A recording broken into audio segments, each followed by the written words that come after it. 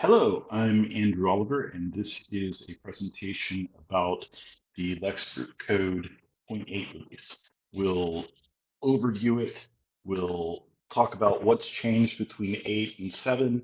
We'll talk about why you would use LLxprt Code. We'll talk about our target audience. We'll talk about how LLxprt Code compares to other offerings. We'll talk about some of the advanced configuration and how to integrate it into your workflow. I'm not just going to present slides. We'll also show the software and how it works. But I figured it would be good to take this moment to go into it because we haven't done a whole lot of publicity or what have you. It's a small community of really involved people as opposed to kind of the more wide community of some other tools. So LLxprt Code is built for what I'm calling how workflows. There's been a lot of, oh, you must always do human in the loop, um, which is basically vibe coding. So this is where the human says, hey, go do this. And the LLM says, okay, I did it. And the human says, no, that's not right. And the AI says, okay, how about this? The human says, oh, that's terrible. It does it again. And you keep going.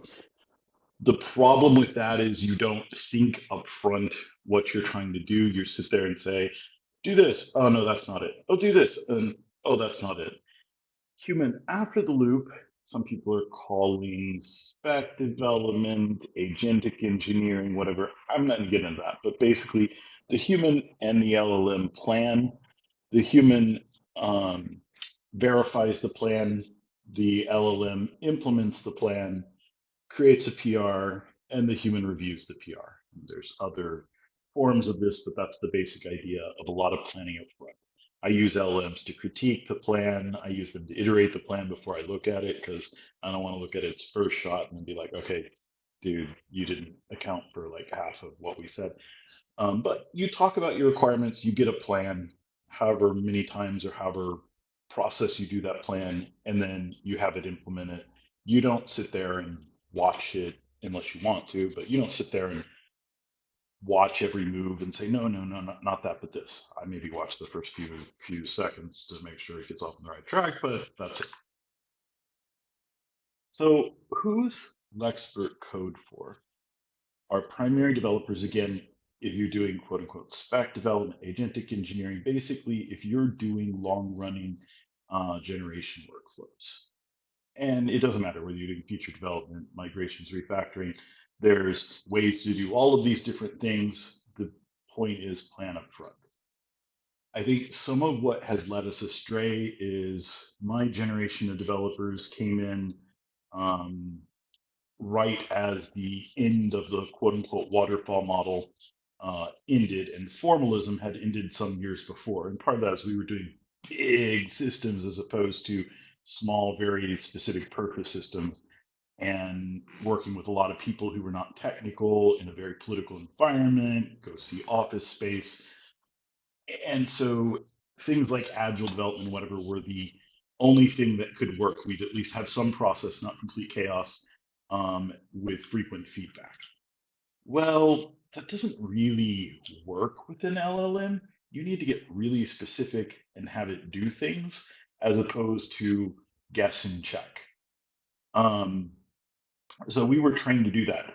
And so the way we work with LLMs is a lot more com- like Margaret Hamilton and formalism, the Apollo project. It's more that kind of thing. Specify a lot of stuff up front and then get it to finish the job. Remember, these are autocomplete with some brains. They are not. Um, they don't know what you mean. They can't empathize, and you need to know what you mean. So that's why the technique is different. But to make that work, there are a lot of things that go into LLxprt Code to make long-running processes work better. So self-hosted model users are a big part of LLxprt Code's community, and people like me who use different models for different purposes, potentially in the same workflow. We're not really optimized for vibe coding. You can see that. I mean, if you want a better vibe code interface, if you like grab Crush, you'll see they spend a lot of time making it beautiful. We spent very little time making it beautiful. We made it informative. It's a lot more complicated to get started with, but it will let you configure more. So that's the focus differentiation. Vibe coding, go use Cursor. If you're doing long running generation, consider LLxprt Code. So this idea of HAL, or human after the loop, we need to do different things to make that possible. First, I think anyone doing any serious generation is going to hit their Claude, OpenAI limits, and probably has more than one account. The idea that you're going to switch over and pay per token is their dream. I don't think anybody pays per token if they can find any way to avoid paying per token. So how do you chain these together? Well, LLxprt Code automatically will fail over and survive your 429 limit, your quota exhaustion, and we have things like load balancing to handle providers like your Cerebus who have like per minute throttling. So you can have two accounts and load balance between them, for instance. We support prompt caching, so some tools don't support prompt caching, and so you'll run out of your quota really quickly. We support different types of recovery. So if the network just terminates, you get a sort of short-term load balancer error or what have you, we'll retry that last call. We are flexible enough to where you can have the same model with several different subagents with different configurations. You can have lots of subagents, including different providers, different models, be the same model, different configurations. It's totally up to you. Every parameter, every prompt per provider overrides. It's totally configurable. We do not collect telemetry. So if you're using Claude Code or you're using most of the other tools, including Gemini, CLI, they send a whole lot of telemetry to the provider. So if you're doing your self-hosted model, or you're not using that provider's model at the moment, maybe you're using like Claude Code Router or some stuff like that, you're still sending information to that provider, which you may not want to be doing. So the first thing people tend to ask me when they come into our Discord channel is, how does it compare to some other tool?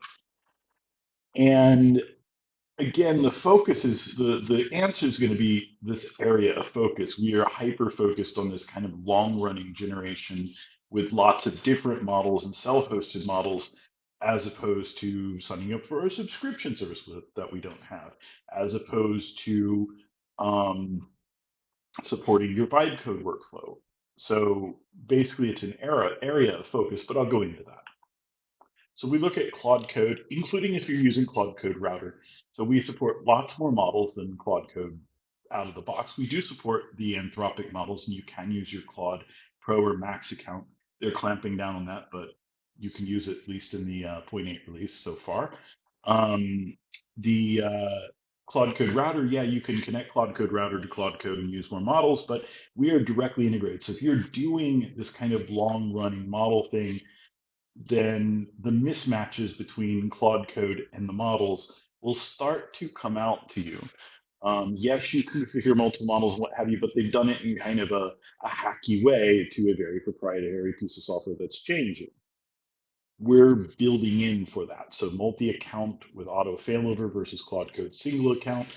Sub-agent config, you can have different configurations for sub-agent. You can have multiple sub-agents that do the same thing, but with different models for different reasons. Maybe one you use when it's a simple problem and you want to save costs.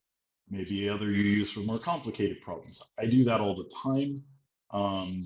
Also, one cost is time. So certain things I really don't need to sit there and do GPT wait time. I'm fine with a smaller model like Minimax, but other things I need, the full X high, what have you, even though they're just two different coding tasks. It's just I know one's harder. So up front in the plan, I plan to use a different model. Prompt customization. So we let you change everything from the core system prompt on down, and you can even set up different core system prompts and sub prompts per model per provider. And I'm not talking about your agents.md, I'm talking about the system prompt. We have no telemetry. We support lots of different models. And so if you're trying to do multi-provider, and when I say cost optimization, yeah, there are people who are like linking together several free providers, free accounts to use with LLxprt Code to basically do this for free. But I think anybody who's doing long range generation has to control costs, whether that's in terms of time, their rate limits, or if they are crazy enough to pay per token, then they're pay per token because you're going to burn a lot of tokens. You're going to hit that rate limit. I hit the rate. I've got several accounts of different providers, including OpenAI and Anthropic, and I hit my quotas on not just those, but even synthetic and GAI. If you look at us versus Codex, I don't think anybody's ever said, "Oh, I love the Codex interface." The thing I respect most about Codex is it's written in Rust, and so it's very lightweight in terms of the actual tool. But again, this is strictly Codex is strictly for OpenAI and their OAuth and what have you. There's no failover to different accounts. They'll obviously never do that. We do OAuth failover, so we'll failover to your second um, OpenAI account if you've got two. They, I did not get a chance to look through the Codex CLI code, but I'm guessing it probably has telemetry. Context management, we do more like Claude Code and have multiple layers of hierarchical memory, so you can have project level and global level and what have you. And again, this is a different focus, auto generation workflows versus this is a way, Codex is just a way to use your ChatGPT account to use a couple of OpenAI models. Versus Gemini CLI, we forked from Gemini CLI. I originally was like, oh, great, Google's going to get into this. I can kind of just ride what they're doing. I was writing my own CLI and was like, oh, I can ride what they're doing. And I tried to contribute multiple model support, and they were like, nope, which I now realize why and is the right decision. But we have diverged significantly from their architecture, not just for the multi-provider, but when you do multiple models, multiple providers, and you want to provide a compatible context where you switch from one model to the other in the same conversation, maybe for planning or what have you, you have to handle context very differently than the way they do. They also do a lot of things like sending to Flash and asking Flash, is this a loop? Or asking Flash to summarize something or what have you. They are now doing this thing where they decide which model you should use. They do auto routing where they ask Flash which model you should use, whether it should be Pro or Flash or whatever. We don't do any of that. We rip all of that stuff out early on because it their loop detection causes loops. They had this next turn checker which would actually cause loops. The idea of, oh, I'm going to let it decide which model, and I'm going to have the dumb model figure out which model you use, and I was expecting Pro, but I got Flash, and it coded Flash style, which is Flash is not a tremendously great coder. It's a nice model for summarization and some things. It's fast, but it's not a great model for coding. So we ripped all that stuff out. You configure it up front. Again, this is the more auto generation, do your work up front, spec development, than vibe coding. I think they're optimized way more for vibe coding. We also in the search support both the Exa tools and Google search. We suggest they're both enabled by default, but we suggest disabling the Google ones because the Exa ones are so much better. And again, multi-provider, you don't want to send telemetry. And I think at this point I can say we've got a better overall architecture than use LLxprt Code. The big one that people compare us to is Open Code and Crush. They're kind of for Crush is kind of a fork of Open Code or a rewrite of Open Code. There's a whole drama there that I wasn't that interested in, but you can go read that if you're into drama. The Real Housewives of GitHub. I don't know. Um, so model support, we have 10 plus, so we've got lots of different providers, and 10 plus is just the LLM re-summarizes for me. But we've got just about any provider you want, any OpenAI, Anthropic compatible, as well as Google thing. It doesn't really let you change the base URL, but any provider you want, lots and lots of models and what have you. Open Code also is a provider at this point, and so they're trying to sign you up for their subscription service. I believe you can actually use their subscription service with Expert Code if you want to.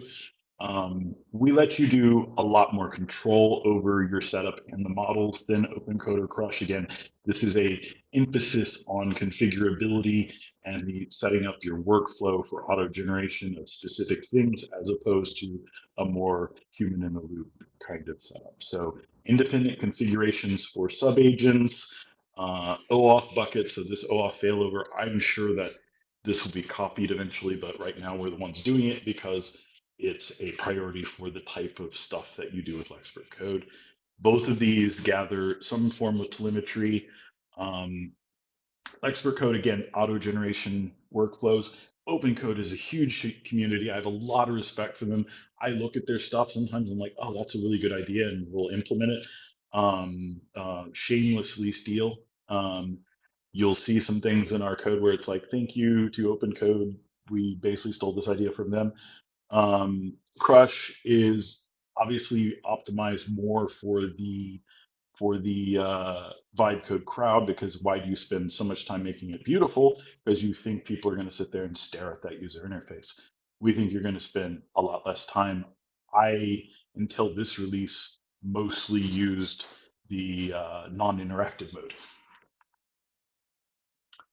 So what's new in our point 8? We've got the Flash preview model, the Gemini 3 Flash preview model. We already supported the 3 Pro, but during this release cycle, the preview came out. We cherry picked Gemini CLI upstream to point 12 release. We support, one of our users contributed some really awesome stuff to make it a whole lot easier to onboard them.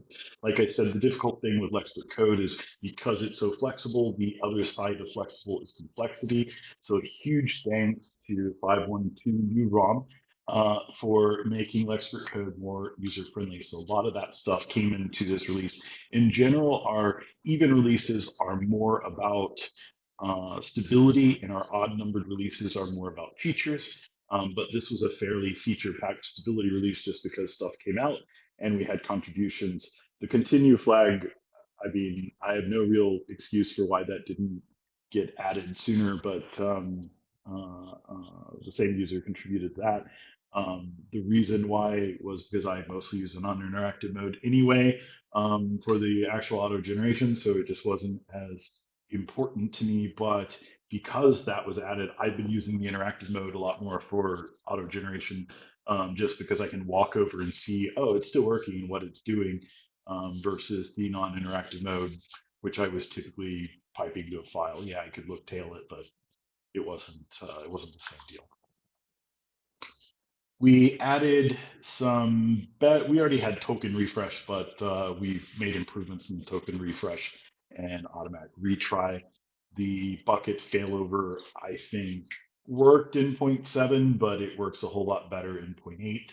We fixed some race conditions in the tool schedule. This is mostly a tool would on my, I bought a new laptop, and on my much faster laptop, some tools would execute, there's a timing condition. Some tools would execute before the shell tool started, seeing if the tool was finished, and it would confuse the shell tool. I think that mainly matters if you've got an M4. But hey, we fixed a race condition and improved our overall kind of recovery. So there's a lot more like terminated and what have you that'll use retry and exponential back off. There's some nice things with ripgrep where we'll notice that you have it and auto enable it unless you specifically disable it, where before, if you didn't have it installed or you didn't enable it, we just didn't use it. And then prompt caching, we, in our 0.7 release, sorry about this, if you hit our quota, but if you used our codex support and hit your quota in the 0.7 release, well, that was probably because we didn't actually support prompt caching with the responses API, which meant 5.2 codex would hit it quickly. We made a dramatic improvement in our caching support for Anthropic. I think we just had some places where we were missing cache IDs. It's now much better as far as that goes. I think we're on par with Claude Code. A lot of, as we mentioned, quality of life stuff. So the to-do widget, if the model created a big to-do list, it would take up like the whole screen and cover everything. cover everything. I think we cherry picked this markdown toggle. I didn't even know it existed till I was working on the slide deck. If something weird happens, maybe a glitch in your terminal program or whatever, you can hit Control R and it'll attempt to repair it. There's more visual cues and things like that. So a lot of more user-friendly stuff, and what have you. The 0.7 release was where most of the new features came in. Like I said, that's feature releases. And then for whatever reason, we just didn't really do much publicity on it. I think I think it was the holidays and what have you. Um, the biggest thing here is that's where we added multi-bucket failover. Um, we added OpenAI OAuth support so you can authenticate with your Codex account. We added support for Gemini 3 Preview. We added support for Kimi K2 Thinking. There were some requirements for Kimi K2 Thinking in terms of tool IDs and what have you. I mean, we always theoretically supported it, but it would bork after a while because the tool IDs weren't what it wants. We added the ExaWeb search tools thanks to E2720PJK for that, from Taiwan. They've done a lot of contributions that have made LLxprt Code a whole lot better, both in terms of performance, stability, and the stuff that we do. And we added prompt caching and other things like that. We also, if you've used any of our previous releases, you would have noticed that the interactive mode, if you started doing generation during it, it would flicker like heck, due to the way that the ink library works. A combination of work upstream from Gemini CLI team and from our own efforts, we were able to make it to where it doesn't flicker anymore.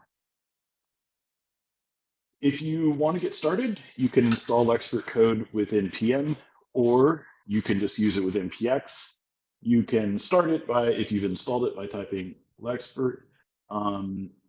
If you use Homebrew, sometimes you have to do some permission changes and what have you. Sometimes it node things kind of bork if you upgrade. So for your first run, we now have a little wizard that'll basically walk you through setting up something, and then you can learn how to configure more sub-agents, more profiles from there. So how do you do things? Okay, so provider, hit enter and it'll open the menu, and you can see what providers we support. You still have to authenticate and pick a model. After you pick a provider, you can pick a model. /model opens the menu, or if you know the exact model key, you can just type it. And then you've got some different options. You can OAuth to Gemini, Quinn, Anthropic, or Codex. The Gemini and Quinn have a generous free tier. The Gemini is less generous. The Quinn one's quite generous. The Anthropic, of course, you have to pay. Codex, of course, you have to pay. If you don't have an OAuth or your provider doesn't use OAuth, then you can specify either a key file, which is just a file with your pat in it. I dislike environment variables. We do support environment variables, but I really discourage people using them because they leak. And the model will sometimes say, oh, I have access to this environment variable. Why don't I just hard code this and check it in? So it's best to not use environment variables. Key files work better. You can also just do /key and it will mask it, so you don't have to worry about doing a presentation and seeing it show up in the video. You can specify auth provider enable, so you can just type auth and it'll show you what auth providers we have. You can specify login. If you don't put a bucket name, it's the default. If you put a bucket name, you specify a bucket name. What's a good bucket name? Usually the email address of the account that you pick. There's some various reasons why you might not want your email address, but that's what I use. You can log out from a bucket or all, and we'll talk more about buckets in a bit. If you want to configure thinking, so by default, we don't send any like turn on thinking or whatever. It's just whatever the model's defaults for that provider are is what will happen. So if you set reasoning enabled true, it'll turn on thinking. If you set including response true, then it will show the thinking blocks on the screen. But most of the time, you're not going to sit there and it's like slash model, slash provider, whatever. You're going to do that once, set all your configuration. There's a lot of things you can do in the set menu. You can hit set, and it'll show you what some of the options are. You might change the model temperature, whatever you're going to change. And then what you're going to do is say profile, save model, the name of the profile. And if you use buckets, then you'll specify both OAuth buckets. So this is like a Claude Code, and you, or if this is an Anthropic Claude Code Max or Pro account, and you've got like two of them, you can specify both buckets. You auth to both of them in advance, and then you specify both buckets there. If the model if it needs to re-auth, then when it loads the profile, it'll bring up authentication, and there's some other things that you can do to control the timing on that, as well as whether you have to say yes or what have you. If you use one provider and switch the other, we translate the context. So you could use Claude Code, do some work. So you could use Opus, do some work, and then switch to GPT-5, do some work in the same context, and use different models. This was probably the thing when I first started trying to do any kind of generation, initially vibe coding. That was probably my favorite feature from Cursor, and I never appreciated everything that went into it. In non-interactive mode, if you have you can set a default profile, and if you type LLxprt, some prompting quotes, it'll run it, and it runs it in non-interactive mode. You can tell it to file, or you can redirect it to a file, whatever you want. You could also pipe the LLxprt code. You can also send an initial prompt. Now, if you don't specify a profile or provider or whatever, it's going to use the default. If you don't have Gemini auth enabled, and you don't have a default profile, it's going to error. But if you've got those things already set up, you can just do this with no other stuff. Most of the time, you're going to set the profile, so / profile load, the name of your profile, explain this code, or whatever your prompt is. That's probably how you're going to use it most of the time. I don't think most people are going to use this dash provider, dash model, blah, blah, blah. I think you're mostly only going to use that without a profile if you're doing this in a GitHub action or what have you, but we've got new ways to do that as well. There's now a actual dash profile that takes a JSON parameter. You can override things in the profile, so you could specify a different key or a different temperature or whatever. They'll override things. So the second one would basically, let's say you loaded a Minimax profile that specified synthetic as a provider, specified the key and what have you.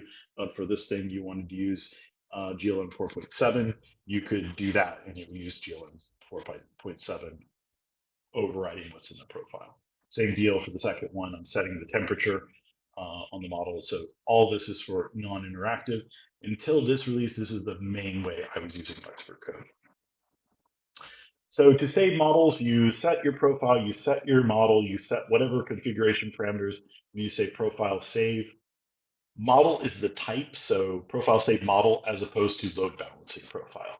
So profile save model, the name, and however many buckets. If it's keys, then you don't specify the buckets. You can hit escape because there's like an autocomplete list that shows your buckets, and just hit it. Profile save LB, name of the load balancer profile, and then you specify every profile you want in there. So a load balancer profile chains multiple model profiles together so that you can load balance between them. You cannot specify a load balancer profile into a load balancer profile because that would be too much turducken. So for instance, I could say, let's say I've got profile 1, profile 2, and profile 3. Maybe I've got 3 different Cerebus or synthetic accounts in there, or maybe I've got 3 different, I don't think it's a good idea, but say I've got 3 different Claude Code accounts in there. I can say profile save, load balancing, round robin, and it'll name of the load balancer profile, and it'll round robin between those 3 if you load and use this profile. And why don't I think using a Claude or There's also failover profile, by the way, instead of round robin. So you could use it for a failover profile with Claude or OpenAI profiles. But why don't I think it's a good idea to do that with Anthropic? Because of caching. So prompt caching, you will hit your quota a lot faster if you use a load balancer profile. This is best for people who are using a provider that doesn't give them much advantage for prompt caching like Cerebus, but rate limits them per minute. So you could just have multiple Cerebus accounts, multiple synthetic accounts, and round robin between them. If you hit stats cache, you'll see what I mean. It'll show you what your cache is. One of the things you can do with this, which I think is pretty neat, is you can do alloy models. There was some papers that, or I think it was one of the benchmarking people said, hey, actually, if you just switch between these some different models in the same session, it actually ranks higher than using one model for the whole session. So you could link, you could use theoretically GPT 5.2 Opus 4.5 and Minimax with load balancing profiles, and would just basically load balance between them with a round robin and get a result. So you could use those three together in a number of different models together, or you could just swap between two temperatures or what have you, and use an alloy model. I haven't played with that much. It sounds too weird to me. I realize it has bench to show better results, but it just, I don't know. It somehow, it just feels wrong. So I haven't done it other than to test it. It does work. I haven't like tried to really generate with it, but it does work. Maybe one day I will, but it just, I don't know. It just feels wrong. It feels like I'm like like breaking some natural order, communicating with the devil. I don't know. So subagents are incredibly critical for long-term generation. If you try to have one agent generate all your code, you're going to have it compress, and then it's going to get stupid, and then it's going to do something stupid. We've done a lot to try and make compression work better, context compression work better. We now do what I call sandwich compression, which is we do middle out rather than top down or whatever. So your initial prompt's still there. The last 10 things you said are still there, but maybe something in the middle was really important and it summarized it in a stupid way. So I don't know. I think it's better to use subagents. So subagents have their own context. They do not share the parent context. Um, the parent basically prompts them, and you can specify different profiles. So let's say I might do a save, I might say subagent save, TypeScript expert. I specify that I'm gonna use GLM47. I say auto, and I give it a prompt to the LM to generate the real prompt. Or I can do manual. And this works the same kind of in Claude Code, where you can let it generate it, or you can literally write the entire prompt it's going to give the model. I usually just type something roughly like never use any types, you like strong typing, blah, blah, blah. And then I let the LM do it. Sometimes I'll go and edit it. In this release, you can now say subagent edit and change the profile. You can change things on it. But they are tied to model profile. And this model profile is which model you use, the configuration, and what have you. But the parent can be whatever. So you load one profile for the parent, you save a subagent with a different profile for the subagent. You can have several different subagents. You probably should. I usually have Opus and GPT and GLM and Minimax. And sometimes I even have Quinn. I think I've moved mostly beyond Quinn, but sometimes I even have Quinn. And I use them for different purposes. So I typically code with more of like an Opus or plan with more of like an Opus. And then I use GPT to critique it. But I have another one with extra high, which I use for hard problems. And I think it's literally called like hard problem coder. If I'm doing cherry picking, I have different subagents set up for that. So you can set them up for different purposes with different configurations. And this is mainly this whole, some people have gotten a little weird and like made them told them what Harry Potter house or whatever. My kids are now grown, so I don't have to pretend to like Harry Potter anymore. Set up different Harry Potter houses and gave them personalities and whatever. This is mainly for context protection that you have these. And sure, you set up some, like, you're an expert cherry picker or whatever. You set up some rules and what have you, but giving them different personality and whatever, that does not generate better code. Dash compresses if you, or slash compresses if you need to compress manually. Maybe you realize you're about to do something hard and you'll see in the bottom footer how close you are to hitting your context limit and you want it to go ahead and compress, you can do that. Now, if you type, let's say you crash out, or we've got some stuff coming that'll make this better, but let's say you crash out, or another agent decides to kill all node instances or kill all other LLxprt Code instances on your system, you can do / continue, and it'll continue that session where you left off. We do support tmux. We support headless environments. There are things where you can use the OAuth paste. Just note, if you use it with Codex, you have to set up something up in your GPT account to allow it to do headless authentication. But you can do all that kind of stuff. So if you are just connecting to interactive mode through tmux or what have you, we do have like the clickable link that'll work if you're in a modern terminal, or you can cut and paste it. If you are using VS Code or Zed, we support via plugin VS Code, so it'll open things in VS Code if you're doing more some planning, or hey, if you're vibe coding, you can do that. Zed, same kind of deal, except here we support the ACP protocol from the Zed people to integrate with Zed, which is the same thing that Gemini and Claude Code do. You can configure basically anything you want to configure with models. You can change the core system prompt. You can decide if you want tool-specific prompts. We turn them off by default now. You can set up per provider, per model prompts. So you could have a core system prompt that's general, and then whenever you're using this one particular model, which does this one stupid thing, you change the core prompt to something else. Or maybe you're doing a locally hosted model and you want to basically send a much smaller core system prompt, you can do that too. You can configure lots of stuff. That's the point. And you save your model configurations to profile save, switch between profiles instantly. We translate the context. Instant is probably a little bit of an overstatement because sometimes you'll watch it sit there and translate the context, depending on how fast your system is.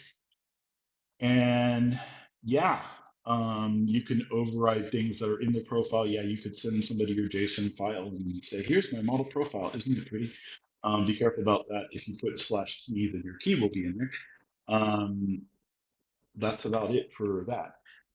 For web search, we support Exit Tools, which has a generous free tier. We do support the Google tools. You do have to auth to your Google Code Assist account to use them.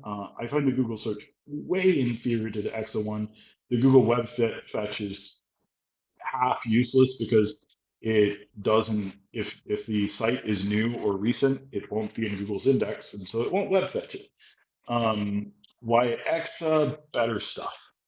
Use the EXA, disable the Google unless you hit the limit for your EXA or what have you. I think the Google one is, yeah, just the EXA one's just better.